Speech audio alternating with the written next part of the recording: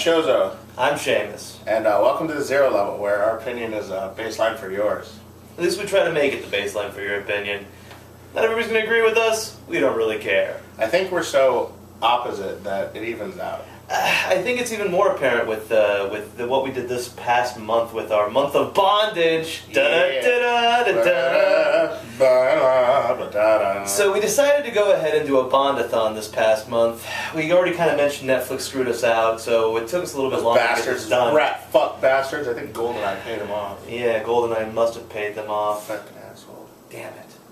At any rate, so we decided to go ahead and get our thoughts and opinions down of what we thought of Bond overall through all of his 22 movies. There's a 23rd one coming out next year, Skyfall with Daniel Craig. This will be his third Bond appearance. Yeah, and that's not including Never Say Never Again and the original Casino Royale. So I guess technically that would be the 25th-ish movie. Yeah, well, I guess we're really looking at like the Eon films, though, the ones that were made by the one company that Eon Productions had what really worked hand in hand with Ian Fleming to kind of make Bond become like a film superstar that we know him right now. And yeah, I mean, we've talked about it before in the last video, the Skyrim video. You know, Connery versus Moore. Yeah, I mean, we couple of the other guys. We kind of touched upon a lot of that stuff. I think that's the best place to start, though, is really the best Bond, really, I guess, for yeah, I mean, opinions on. I understand. Shane is a Sean Connery guy. I personally like Roger Moore, so. Yeah, the Scottish dude just kind of has this charisma. And it's really funny that Sean Connery became an inspiration for Ian Fleming as he was writing Bond.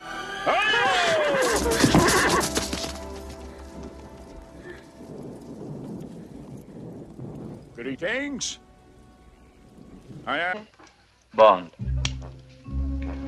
James Bond.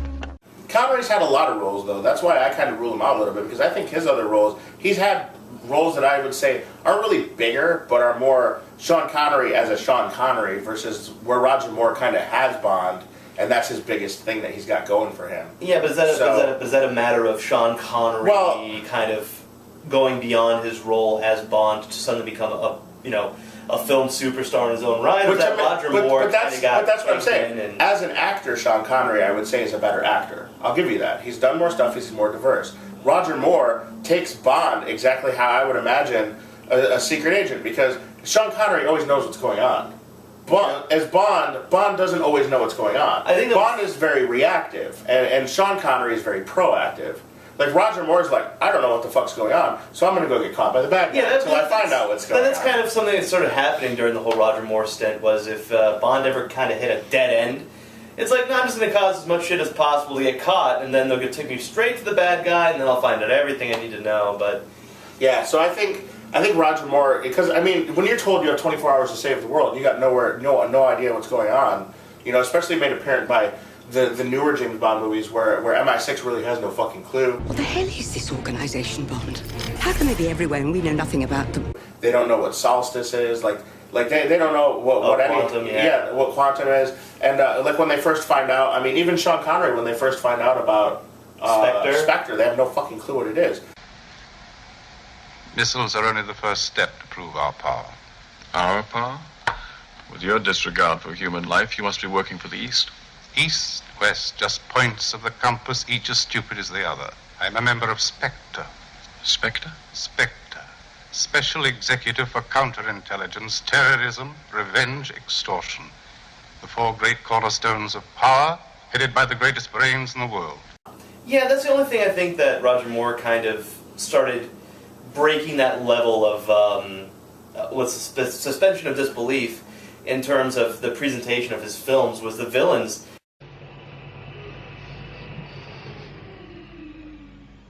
First, there was a dream. Now, there is reality. Here, in the untainted cradle of the heavens, will be created a new super race, a race of perfect physical specimens. Yeah, I guess Drax is kind of one of those few villains that Roger Moore had to deal with that I think was kind of he was the final, like, really good Roger Moore villain, I think. He was intelligent, he had all the power and the women and the money. He wasn't really a psychopath. He was a psychopath. Well, he was, but it wasn't like, because he didn't do it because he was crazy. He was doing it because he felt like he was doing what he was doing. What was the name of the one villain in The Spy Who Loved Me? The one guy the original guy who sent Jaws out to kill Bond? I forget the guy. He's like a priest, and he's just sitting there, and he's so crazy. He has that underwater thing that just lifted up out of the water. Right, yeah. That guy was just fucking Looney Tunes. Oh, so But terrible. the thing about Drax is that it was cold and calculated because he felt, it was like Hitler. He felt like what he was doing was right.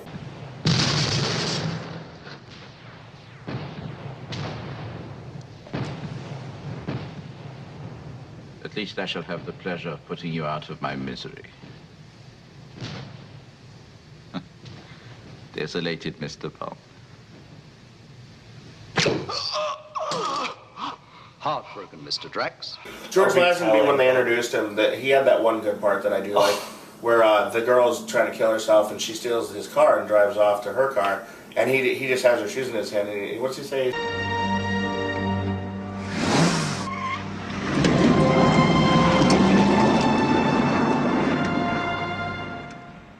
This never happened to the other fella. Even Blofeld, for as kind of cool as his plot was in that film, it's like Bond walks up to him. It's like, oh, you're supposed to be the guy who's going to tell me if I'm, Baron or not. And it's like, wait a minute, didn't you already meet, even if it was a different met me actor, in Diamonds Are Forever. Not Diamonds Are Forever, in You Only Live Twice. Oh, right, yeah. And Mr. Bond, when the other guy throws the shuriken into his gun. Yeah, and it was so stupid because it's like Blofeld is standing there right in front of Bond. It's like, okay, I know that George Lazenby is not Sean Connery, but he's still James Bond. Was that supposed to be a tongue-in-cheek joke that he doesn't recognize him? But then Blofeld afterwards is like, oh yeah, by the way, you should have read up on your ship because I know that you didn't know something was off. And it's like, but didn't you already know who Bond was? Yeah, I would have been like, you should have had your fucking brain examined because I'm the same guy that tried to kill you last time. Well, maybe it was a different Blofeld, though. Maybe Blofeld was actually like... No, we're not going to get into that. Replacing himself. Maybe it was a body double. It was his body double. Making mud pies, 007.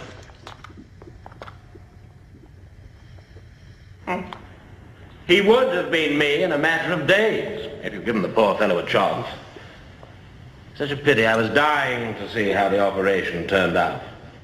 Yeah, from Diamonds Are Forever, there's like 5, all of a sudden, Blofeld has hair, and there's like a... I don't think so, because with Irma Bunt, I mean, it's probably the Blofeld, because supposedly, wasn't there like a relationship supposed to be in there between Blofeld and her? Oh, I don't think so. Or they had a kid, and then he went after James Bond Jr. and all this other crazy shit. You're thinking of Austin Powers. Remember when we froze your semen? You said if it didn't look like you were coming back, we should try to make you a son so that a part of you could live forever. Oh, sure. Well, after a couple of years, we got a little impatient. How good of a spy are you if you have to chase down the villain in a tank?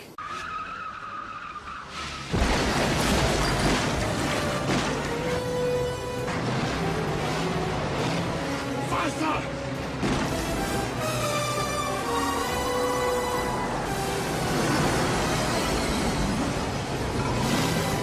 I mean, that's not really going to be very subtle or spy-like. I mean, well, Pierce Brosnan just kind of grabs whatever's around. That's his thing.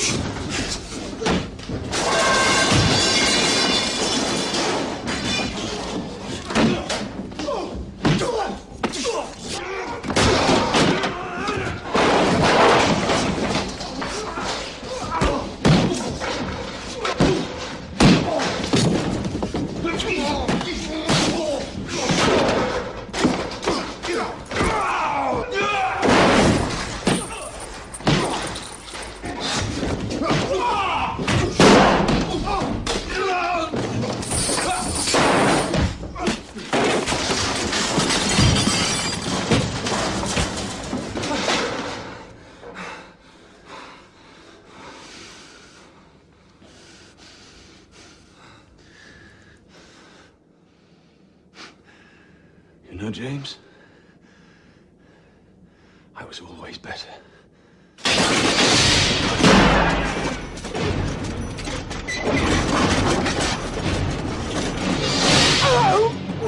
Yeah, they definitely kind of show off a wider spectrum of abilities, but I'm not sure if that's because they decided they wanted to have as big of an action sequence as possible, or if I think it was... so. Like, you notice everything starts blowing up at that point in time.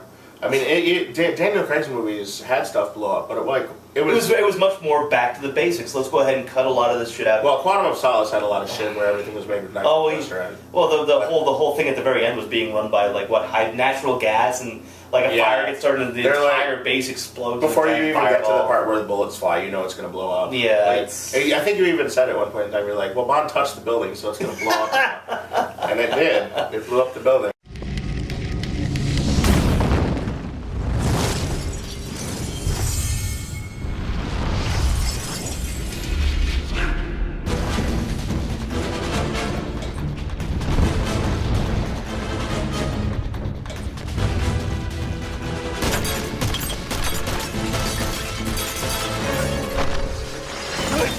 It was over at that point, but no. But Daniel Craig's movies are definitely going back to basics with Bond actually sneaking around, having. I think it sucks. Vodka martini. Shaken or stirred? Do I look like I give a damn? I like Daniel. It's all him fist fighting people and see how beat up Bond can get and still keep going.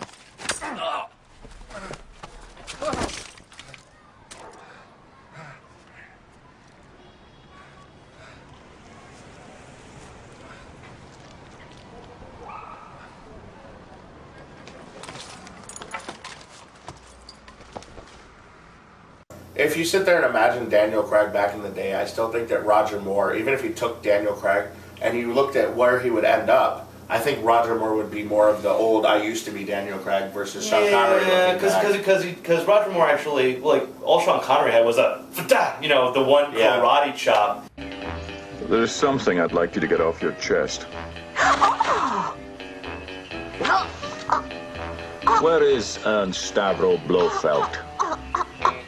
Speak up, darling, I can't hear you. I don't know.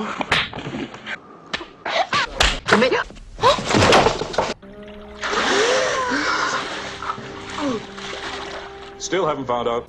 I don't know. It's really hard to gauge up which Bond is really the best, because it's the writing, the action in the films. It's like, do you like a spy film that's more subtle? Do you want more of an action flick? Well, that's the thing too. You know Jay, Thugmaster Jay, who does the comic book for Another Sphere Comics for Zero Level and Channel Zero, also said that the new James Bond movies he doesn't like so much, but the old ones he can really get into. So I think it all depends on if you're a nostalgic type of person and you like the kind of more of the, what do they call that? The spaghetti westerns? Spaghetti westerns, like Good, Bad, and the Ugly. Yeah, and versus like the new crap that they have. The good. The bad. The ugly. They've had a couple recurring characters. Like that's the other thing I liked about Roger Moore. They had a lot of recurring characters. Jaws. Jaws. The JW Sheriff JW. Oh, JW Pepper. Yeah, that guy's pretty racist. insane. And even though he was only in there for a minute, you know, when he's in the guy's car, who we after, boy? Let's get him. And it's just like that's kind of a cool golden gun. Oh, that was so silly. It was like, what's he doing in Thailand? Who the fuck cares? Let's put him in the car with Bond and see what type of head. Yeah, and then guy fucking gets in the station wagon and flies off because it's a jet by locking wings to the top of the jet engine. That's the other thing too that I think the Roger Moore films just kind of with the villains. The villains are, at the very least, in the Sean Connery films and some of the films afterwards, you can kind of see where their money and all their finances are coming from. The villains and they just always have it. And the villains and the characters. They've been developing these products for years. In all the Moore films, even some of the Dalton films, they're like crazy. We have $1 billion and we're gonna just run with it. If you have $1 billion, why do you need to do all the crime to get more $1 billion? That's what I don't understand. I guess once you hit a certain amount of money, there's nowhere to go but up. Yeah, you just go batshit crazy. Yeah, you're just like, I have all this money, I gotta find something to do with it. I'm gonna take over the world. Well, see, but again, that just goes back to, I guess, the whole idea of. I want to be rich, so I can take over the world. Here's the plan. We get the warhead, and we hold the world ransom for $1 million. Well, don't you think we should maybe ask for more than $1 million? $1 million isn't exactly a lot of money these days. Jaws is probably one of my favorite reoccurring characters.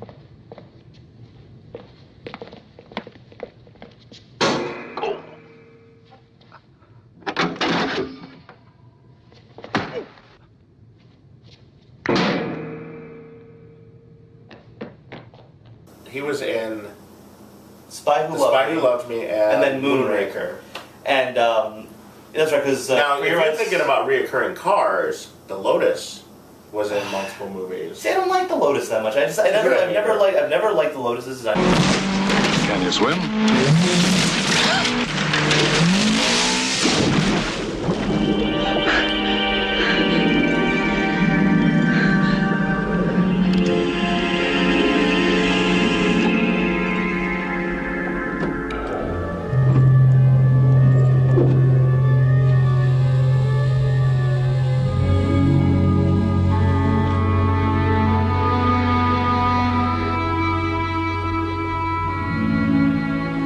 Time we said goodbye to an uninvited guest.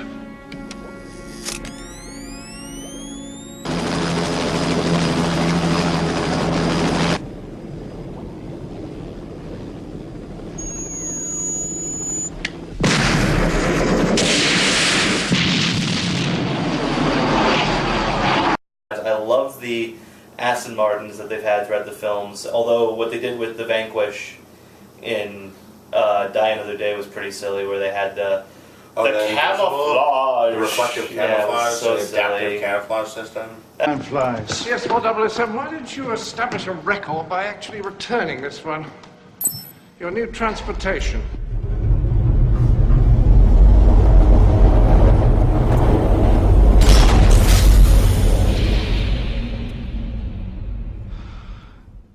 Maybe you've been down here too long. The ultimate in British engineering. You must be joking. As I learned from my predecessor, Bond, I never joke about my work. Aston Martin call it the Vanquish, we call it the Vanish.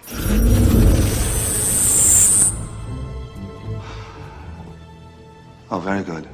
Adaptive camouflage. Tiny cameras on all sides project the image they see onto a light-emitting polymer skin on the opposite side. You see, to the casual eye, it's as good as invisible. Plus all the usual refinements, ejector seat, torpedoes, target-seeking shotguns to shoot down mobile objects. Why don't you acquaint yourself with the manuals? You'll be able to shoot through that in a couple of hours.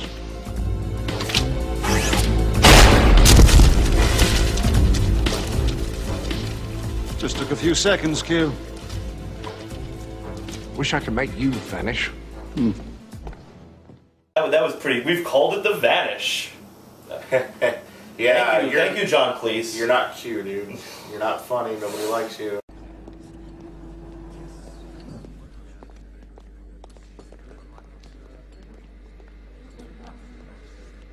Morning, Q. Sorry about the leg. Skiing? Hunting. Until the Dalton films, they had the same Moneypenny. Well, it was crazy because I think they felt she was too old. Was one of the reasons. She was definitely getting up in age. But she made sense with Roger Moore because he was kind of old too.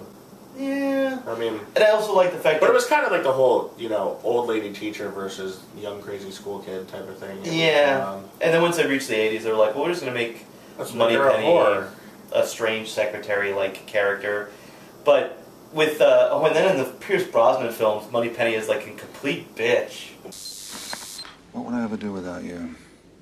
As far as I can remember, James, you've never had me. If you were to ask me what the best vehicle he drove, I would actually have to say that it's none of the cars. I'd have to say that the little Nelly helicopter was probably one of the best things that he had. Which one was that? That was in. That was. Oh yeah, You Only Live Twice. You Only Live Twice.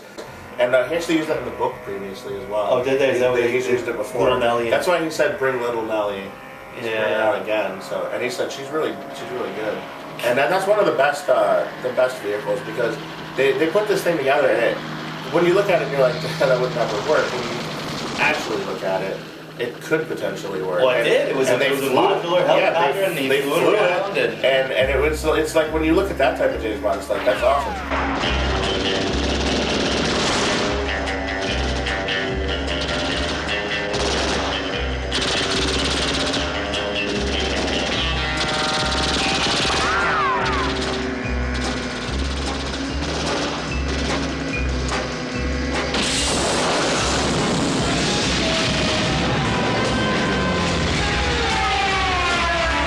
But then you got that damn boat that Q was going to use for his retirement. That whole thing's a joke. It's got torpedoes and all this other shit, and it dives like a submarine. And it's like, okay. Yeah, Pierce Brosnan adjusting his tie while he's underwater. Yeah, and that's like total comedy, like too far fetched. I mean, when they actually put the Lotus underwater and it closed up and all the things sealed and it turned into the little submarine that was going on, that made sense. As in, like, well, it's not that much of a change. It could potentially work. Speaking of, all that other stuff too, I mean, my favorite movie, along with my favorite Bond, would have to be For Your Eyes Only, just because it's such an encompassing movie with Columbo, and it's, he's going after the one bad guy, but it turns out that he's not the bad guy. He just says, you know what, you're here to kill me, but you're after the wrong guy. Was that the one where Bond almost hooks up with the chick, the ice skating chick who's like 15 or something? She tried to hook up with him, and he's like, in the book he actually bangs her. I'm not surprised.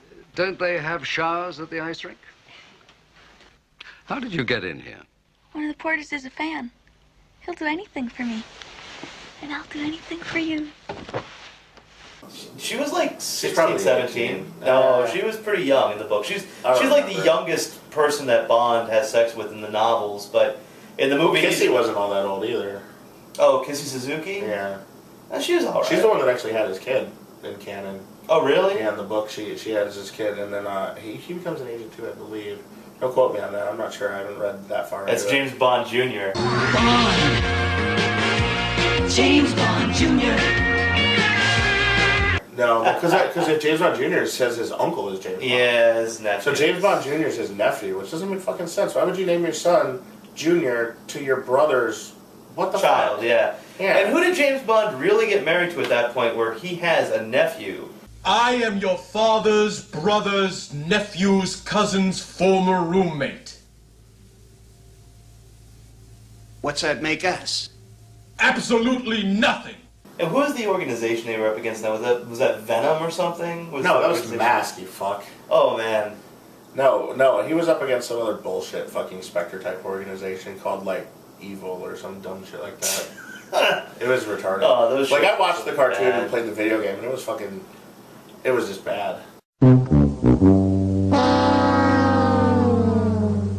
Like, thinking about the villains, though, like, they've had to go up against. I mean, we talked about Jaws a little bit, but who ended up turning into a good guy by the end because, Drax fucking said that the only people that he wanted in the world... I'm sorry, dude. were Roger people. Moore's henchmen are always going to stand out as, like, better villains to me. Than Well, just he the had random- Scaramanga. He had a lot of He other had people. He had Knick-Knack. Knick-Knack and Jaws and Drax. Drax was pretty cool, but those are like two movies though. Like, who else did he have that he really went up against that I can really think of? Well, he went up against that voodoo motherfucker, didn't he? Oh, Baron Samedi. Or was that and- Sean Connery? No, that was Roger Moore. That was the first Roger Moore film. When he The Baron Samedi was really cool. They always have outlandish villains in the Roger Moore ones. That's why I like it.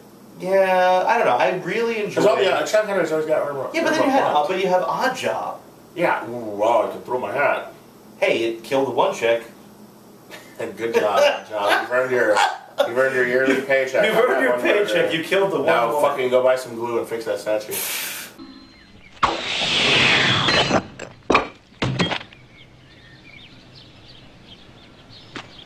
Remarkable.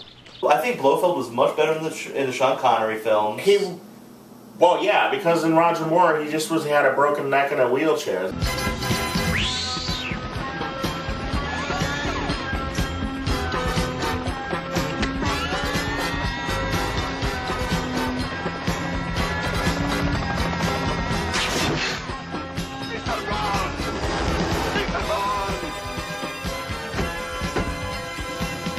We can do a deal. I'll buy you a delicatessen. stainless steel! All right, keep your hair on. Put me down! Put me down! Oh, you want to get off? Mr. Bond!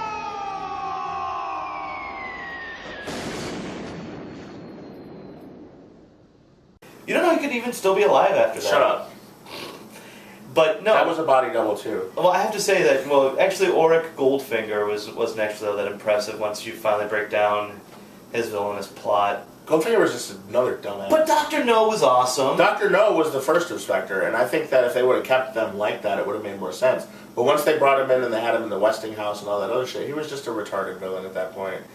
I guess. I don't know. I killed you and I stuck you in your summer home, and nobody ever visits you there apparently because you're trapped there, and I'm now you, and I got your casino and it's mine.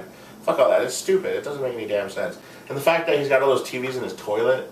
He's got toilet paper, so he can just shit where he sits. Well, see, but that was Diamonds Are Forever again, which we've already established. No, but that's what I'm saying. It's a terrible movie, but it killed the character for me. No, even M's have kind of changed and grown over the ages. I mean, like for the most part, M was played by the same guy throughout most of Roger Moore's films. And then after he got a sex change, he was a woman. Yeah, Judi Dench. And then somehow went back into the past as a woman to replace the man that was there before her. I like Judi Dench as M. Yeah, but then she goes back to freaking Daniel Craig's movie to be M when he was across the old guy in the first movies. Yeah. So how does that make sense if M was M the whole time? Would she go on fucking labor vacation for 9 years? I'm not going to try to make sense of that type of continuity because it's a reboot. Yeah, it's a reboot. What the? That's it. That's it. Einhorn is Finkel. Finkel is Einhorn. Einhorn is a man. Oh my God! Einhorn is a man.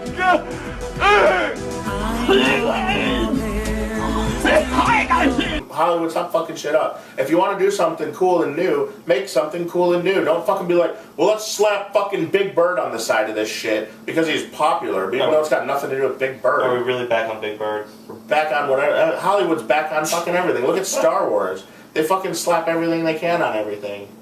Doesn't make any damn sense. Why does Hollywood nowadays have to rape our childhood television shows just to make money? If you look at the Bourne trilogy, actually, that one is a lot. It has crazy shit, but at the same time, it stays the entire time. It stays true to itself. But see, that's what I think. What's interesting is that so much of what Daniel Craig is doing now, with a lot of the ways the combat. I think those are kind of the same. Yeah.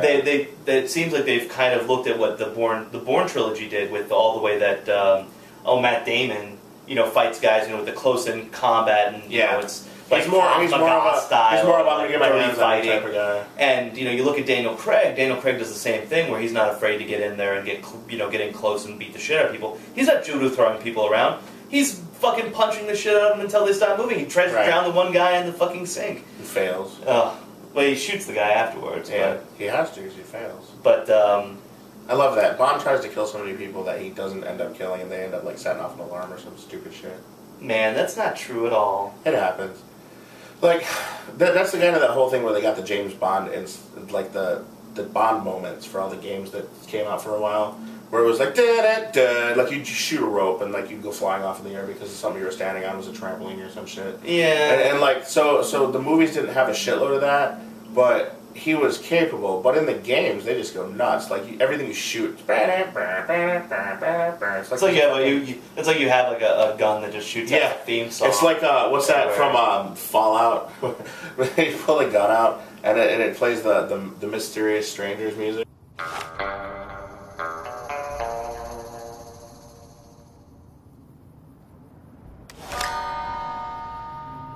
Oh, which is another one of those strange throwbacks to Pinkertons and Spies and shit. But the games are cool. I don't know if you remember this, but I was looking at some games. We were looking for some arcade games, and all we found was Sly Spy. Dude, probably is that Jaws? It's a Jaws ripoff, yeah. It's Claws. He took my gun. What the? You jumped down? It's our job.